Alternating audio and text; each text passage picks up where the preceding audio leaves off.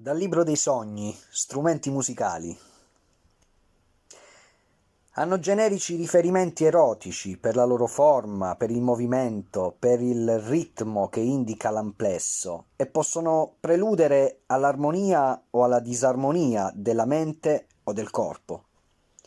Stonate, rapporto stridente, esposti in vetrina. Profondo desiderio di esibizionismo erotico. L'azione di stare a guardare indica il voyeurismo del sognatore. Affiato. L'uso della bocca e l'energia insufflata indicano il valore di passionalità erotica. A percussione. Sono la visualizzazione onirica di una certa brutalità nei rapporti affettivi. Suonarli.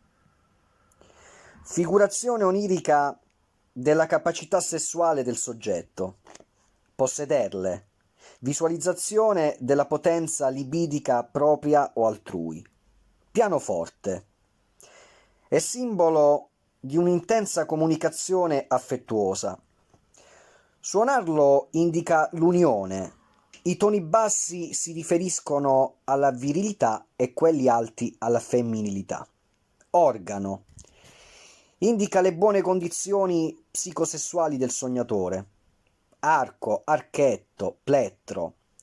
Fantasie erotiche con evocazione di particolari anatomici femminili o maschili, anche di autoerotismo.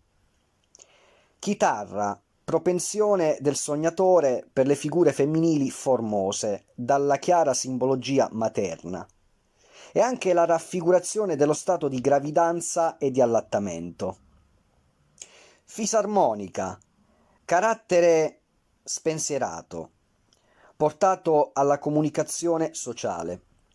Per il movimento delle mani ricorda momenti di autosoddisfazione sessuale.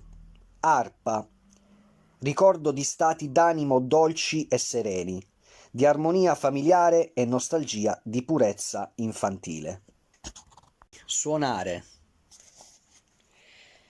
Il significato della visione onirica ha generici riferimenti all'attività sessuale o di autoerotismo. I contenuti psichici da interpretare devono fare riferimento ai singoli strumenti suonati, al luogo e all'esecutore. Tipico del linguaggio giovanile è il termine suonato, con cui si indica un tipo un po' strambo e pazzerellone.